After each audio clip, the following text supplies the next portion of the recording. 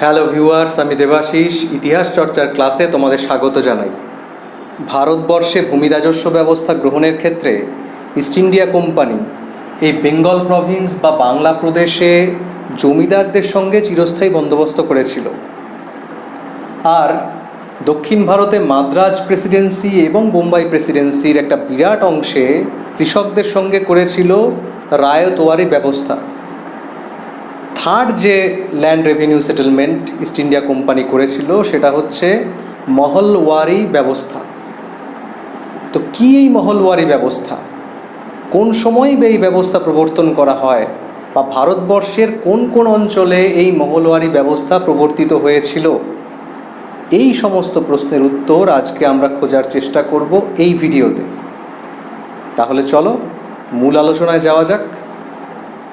1801 সাল, east India কোম্পানির তখন গভর্নর জেনারেল প্রবল সাম্রাজ্যবাদী লর্ড ওয়েলেসলি, উনি অযোধ্যার নবাবকে এই সময় বাধ্য করলেন অযোধ্যা রাজ্যের একটা বিরাট অংশ ছেড়ে দিতে।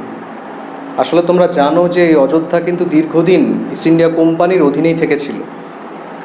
ফলে অযোধ্যার নবাব এই সময় বেরিলি, এলাহাবাদ, কানপুর, এটাওয়া সহ একটা বিরাট অংশ ছেড়ে দিচ্ছেন কোম্পানির উদ্দেশ্যে।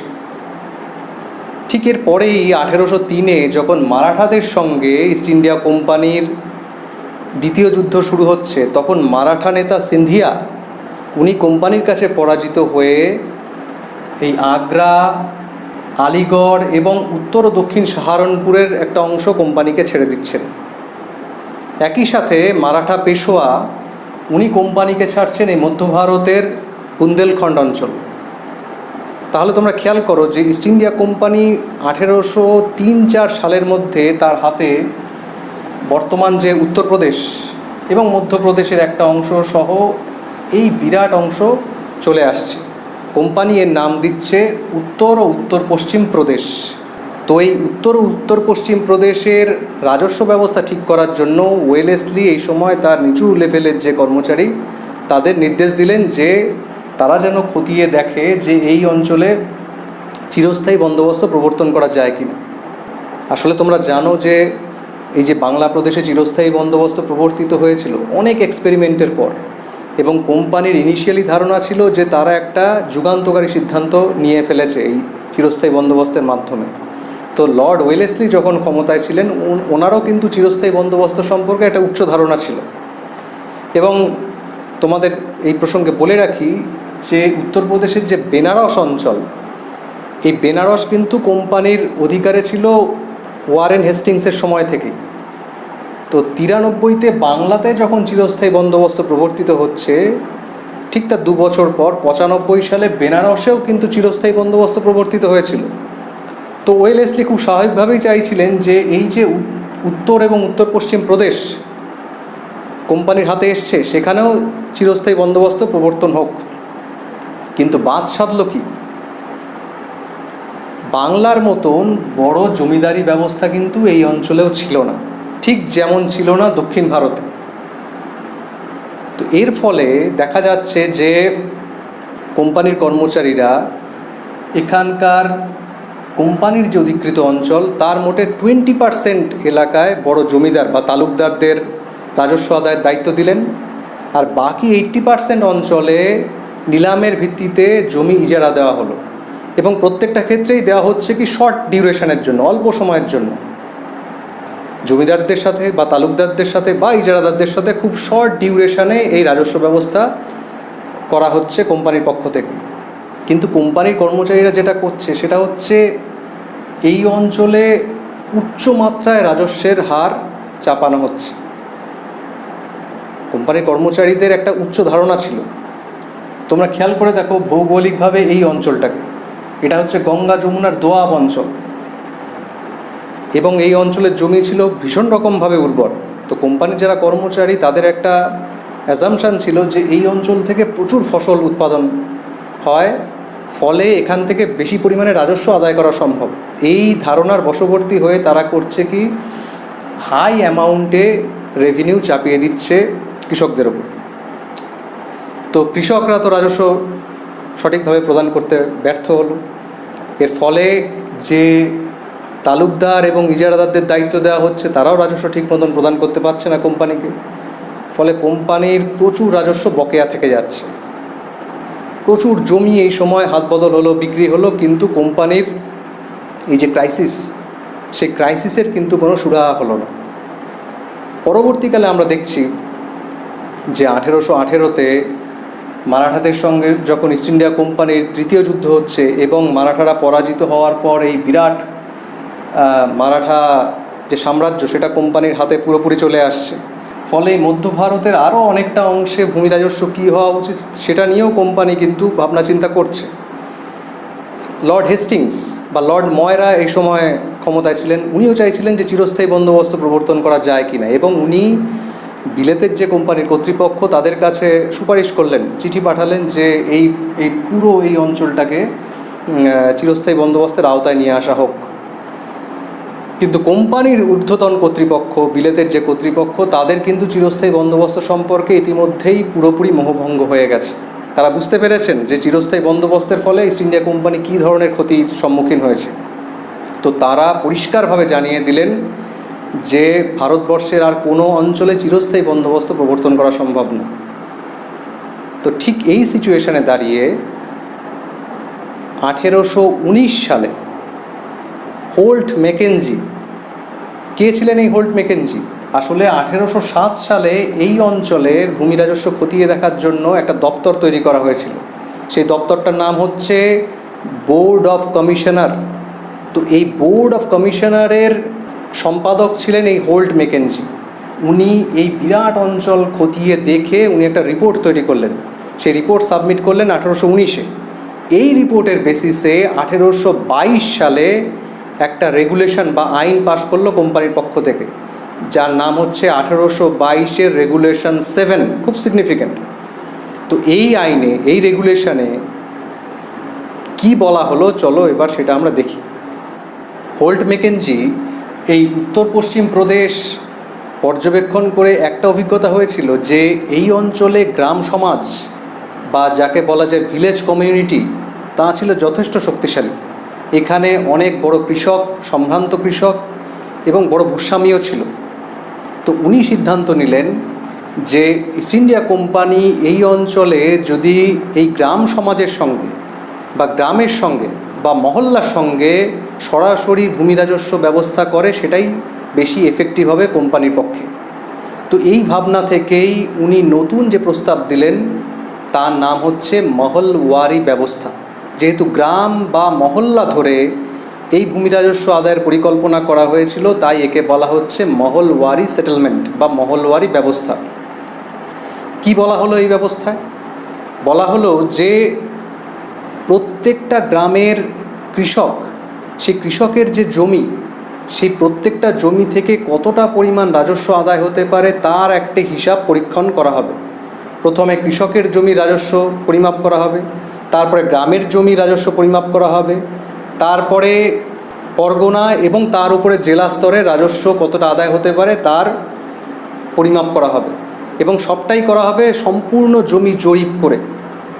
এবং সেই সময় ওই রাজস্বের যে বাজার মূল্য সেটাকেও পর্যবেক্ষণ করতে হবে। এর বেসিসে যে রাজস্ব ঠিক হবে তা হবে মোট উৎপাদিত রাজস্বের 6/5 এবং কৃষকদের সঙ্গে 30 বছর মেয়াদি, অনেকটা এই দক্ষিণ ভারতের রায়তওয়ারি ব্যবস্থার মতন 30 বছর মেয়াদে এই সেটেলমেন্টটা করতে হবে। তো এই কারণেই আমরা হোল্ট ম্যাকেনজিকে এই যে উত্তর পশ্চিম প্রদেশের নতুন সেটেলমেন্ট, যাকে মহলওয়ারি ব্যবস্থা বলা হচ্ছে, তার প্রণেতা বলতে পারি। তো দেখা গেল যে নেক্সট 10 ইয়ার্স এই মহলওয়ারি ব্যবস্থা চলল ঠিকই, কিন্তু কোম্পানির এক্সপেকটেশন মোটেই ফুলফিল করতে পারল না। এবং তোমরা হয়তো গেজও করতে পারছো যে অন্যতম কারণ হচ্ছে আবার উচ্চ পরিমাণে রাজস্ব ধার্য করা। কি বলা হয়েছিল? বলা হয়েছিল যে মোট আদায়কৃত রাজস্বের 6/5 কোম্পানিকে প্রদান করতে হবে। অনেক সময় দেখা গেল যে কোনো কৃষকের প্রায় 95% এইভাবে রাজস্ব প্রদান করতে হচ্ছে। তো এর ফলে আবার কোম্পানির রাজস্ব অনাদায়ী থেকে যাচ্ছে, প্রচুর বকেয়া পড়ে যাচ্ছে এবং একটা চূড়ান্ত অব্যবস্থার পরিস্থিতি তৈরি হচ্ছে। পরবর্তীকালে গভর্নর জেনারেল উইলিয়াম বেন্টিঙ্ক উনি দেখলেন যে এই অঞ্চলের রাজস্ব ব্যবস্থার এক চূড়ান্ত বিশৃঙ্খলা, প্রায় ভেঙে পড়েছে। কোম্পানি যে এক্সপেক্ট করছিল রাজস্ব, তার কিছুই প্রায় আদায় করা সম্ভব হচ্ছে না এই অঞ্চল থেকে। তো এই মতাবস্থায় 1833 সালে উনি একটা নতুন রেগুলেশন জারি করলেন, তার নাম হচ্ছে রেগুলেশন 9। এই রেগুলেশন 9-এ এই মহলওয়ারি ব্যবস্থাকে একটু ঢেলে সাজানো হলো, রিকনস্ট্রাক্ট করা হলো। উনি এবার কি বললেন আমরা দেখে নিই।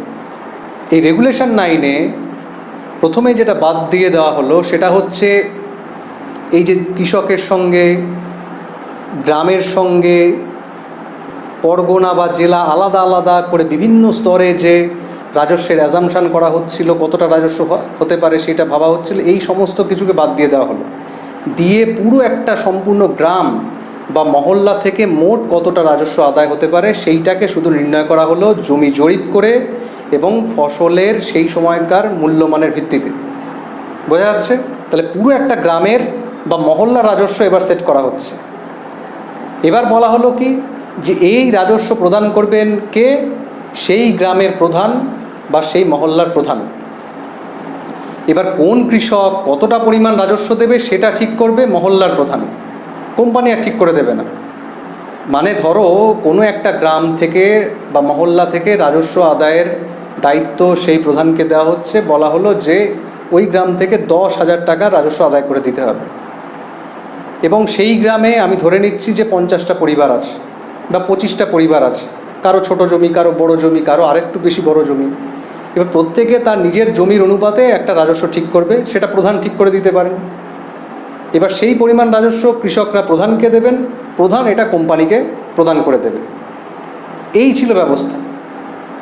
তাতে কোম্পানির হিসাব অনেকটা সহজ হয়ে গেল। আর দ্বিতীয়ত যেটা করা হচ্ছে যে উনিও কিন্তু এই 30 বছর মেয়াদি রাখলেন। আসলে ওয়ারেন হেস্টিংসের নিজের ইচ্ছা ছিল যে এটা চিরস্থায়ী করে দেওয়া যায় কিনা, কিন্তু কোম্পানির ঊর্ধ্বতন কর্তৃপক্ষ চিরস্থায়ী আর কোনো সেটেলমেন্ট করতে রাজি ছিলেন না কোনোভাবেই কারোর সাথে। তো এটা 30 বছর মেয়াদি রাখা হলো যাতে ভবিষ্যতে রাজস্বের হার বাড়ানো যেতে পারে। এবং উইলিয়াম বেন্টিঙ্ক যেটা করলেন যে পূর্বের ত্রুটি কাটানোর জন্য উনি এই রাজস্বের যে অ্যামাউন্টটাকে সেটাকে আরেকটু ডিক্রিজ করলেন। কি করলেন? 3 ভাগের 2 ভাগ, মানে প্রায় 66% রাজস্ব চাপানো হলো ওনার সময়। তো উইলিয়াম বেন্টিঙ্কের আমলে এই যে রেগুলেশন 9 প্রবর্তন করা হলো, এইটা প্রপারলি ইমপ্লিমেন্টেড হতে মানে চালু হতে কিন্তু বেশ কিছুদিন সময় লেগে গেল। মানে 1833 থেকে 1849 এই দীর্ঘ সময় লেগে গেল এই উত্তর পশ্চিম প্রদেশে মহলওয়ারি ব্যবস্থাকে সাকসেসফুলি ইমপ্লিমেন্ট করতে। এবং এই কাজে যে দুজনের নাম করতেই হয় তারা হচ্ছেন রবার্ট বার্ড এবং জেমস থমাসন। এই দুজন মূলত দায়িত্ব নিয়ে, কোম্পানির এই দুজন কর্মচারী ওনারাই মূলত দায়িত্ব নিয়ে এই উত্তর পশ্চিম প্রদেশে এই মহলওয়ারি ব্যবস্থাকে খুব সাকসেসফুলি ইমপ্লিমেন্ট করার চেষ্টা করলেন। ওনারা এই অঞ্চল থেকে যত তালুকদার বা বড় বড় জমিদার যারা ছিল তাদের সবাইকে সরিয়ে দিলেন এবং এই গ্রাম সমাজের ওপর দায়িত্ব দেওয়া হলো। তো এখানে একটা কথা বলি, এই যে তালুকদারদের সরিয়ে দেওয়া হচ্ছে খুব স্বাভাবিকভাবেই তারা কিন্তু অসন্তুষ্ট হবে। যদিও কোম্পানি তাদেরকে ভাতা দেওয়ার ব্যবস্থা করেছিল যে তারা একটা অ্যামাউন্টে এখান থেকে ভাতা পাবে, কিন্তু এই অসন্তোষ কিন্তু তাদের মধ্যে ছিল। এবং যার আউটবাস্ট হয়েছিল 1857-এর যে গ্রেট রিভোল্ট, সেখানে খেয়াল করবে পরবর্তী আলোচনাতে আসবো, এই যে উত্তর ভারতের তালুকদাররা 1857-এর যে রিভোল্টে অংশগ্রহণ করছে তার পিছনে কিন্তু এই মহলওয়ারি ব্যবস্থাও একটা অন্যতম কারণ ছিল। তো যাই হোক, 1849-এর মধ্যে আমরা দেখতে পাচ্ছি যে মহলওয়ারি ব্যবস্থা মোটামুটি সাকসেসফুলি সেট করা যাচ্ছে। তা সত্ত্বেও যে কথাটা বলার সেটা হচ্ছে যে রাজস্বের হার কিন্তু তথাপি খুব বেশি ছিল কৃষকদের জন্য। এবং মাঝে মাঝে বিভিন্ন মুভমেন্ট বা বিক্ষোভ বা কৃষক আন্দোলন আমরা দেখতে পাচ্ছি এই অঞ্চলে ঘটছে। এর ফলে লর্ড ডালহৌসির সময় লর্ড ডালহৌসি এসে 1855 সালে উনি এই রাজস্বের হারকে আরও কমিয়ে 50% করে দিলেন। এবার একটা কথা যেটা বলা দরকার, যে এই যে মহলওয়ারি ব্যবস্থা, তোমরা প্রথম থেকে খেয়াল করছো যে এই ব্যবস্থাতেও কিন্তু কৃষকদের স্বার্থ খুব একটা রক্ষা করা হয়নি। যদিও রেগুলেশনের বিভিন্ন ক্লজে বলা হয়েছিল যে কোম্পানি দেখবে যে কৃষকের স্বার্থ কীভাবে রক্ষিত হয়, কিন্তু বাস্তব ক্ষেত্রে কৃষকের স্বার্থ রক্ষা করা হয়নি। কারণ এত হাই অ্যামাউন্টের রাজস্ব চাপানো হলে কৃষকের স্বার্থ রক্ষা হবে কীভাবে? আর দ্বিতীয় যে ব্যাপার, চিরস্থায়ী বন্দোবস্তের ক্ষেত্রে আমরা দেখেছিলাম যে জমিদাররা মধ্যস্বত্বভোগী হিসেবে থেকে কৃষকদের কিভাবে তারা অত্যাচার নিপীড়ন করতেন। রায়তহারি ব্যবস্থায় আমরা দেখেছি কোনো মিডলম্যান ছিল না, কিন্তু কোম্পানির কর্মচারীরা রাজস্ব আদায়ের ক্ষেত্রে কিন্তু কৃষকদের উপর অত্যাচার করত। আর এই মহলওয়ারি ব্যবস্থায় এখানে তো গ্রামের প্রধানকে দায়িত্ব দেওয়া হয়েছিল যে তারা তাদের নিজস্ব গ্রামের কৃষকদের কাছ থেকে রাজস্ব আদায় করে কোম্পানি সরকারকে দেবে রাজস্ব। তো অ্যাপারেন্টলি মনে হচ্ছে যে এখানে কৃষকরা হয়তো অত্যাচারিত হতেন না কোনো মিডলম্যানের দ্বারা, কিন্তু তোমরা খেয়াল করো এখানে যে গ্রাম প্রধান, তিনি পরবর্তীকালে দেখা যাচ্ছে যে ওই রকম জমিদারের মতন বা একটা মধ্যস্বত্বভোগীর রূপ নিয়ে নিচ্ছেন, এবং অনেক সময় ছলে বলে কৌশলে সাধারণ কৃষকের জমিও কিন্তু উনি হাতিয়ে নিচ্ছেন। ফলে সাধারণ কৃষক প্রজা শোষণের যে চিত্র আমরা ভারতবর্ষের বিভিন্ন ক্ষেত্রে দেখছি, সেটা এই মহলওয়ারি ব্যবস্থাতেও কিন্তু শেষ হলো না।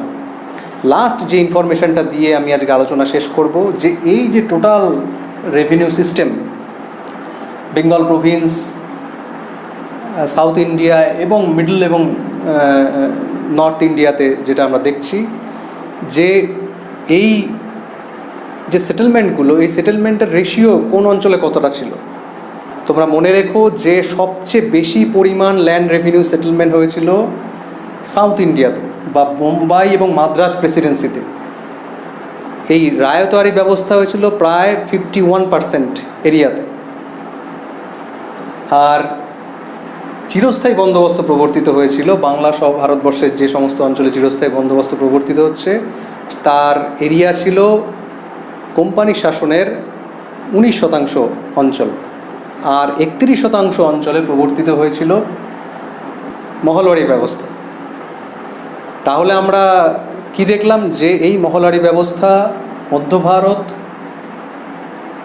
বর্তমান যে উত্তরপ্রদেশ এবং পরবর্তীকালে যখন পাঞ্জাব অ্যানেক্স হয়েছিল তখন পাঞ্জাবেরও একটা অংশে এই ব্যবস্থা প্রবর্তিত হচ্ছে। তো এই হচ্ছে ইস্ট ইন্ডিয়া কোম্পানির আমলের ওভারঅল ল্যান্ড রেভিনিউ সেটেলমেন্ট, এবং তার ইম্প্যাক্ট নিয়েও আমরা কম বেশি একটা ধারণা তৈরি করলাম। তাহলে আজকের আলোচনা আমরা এখানেই শেষ করছি। দেখা হবে পরবর্তী ভিডিওতে।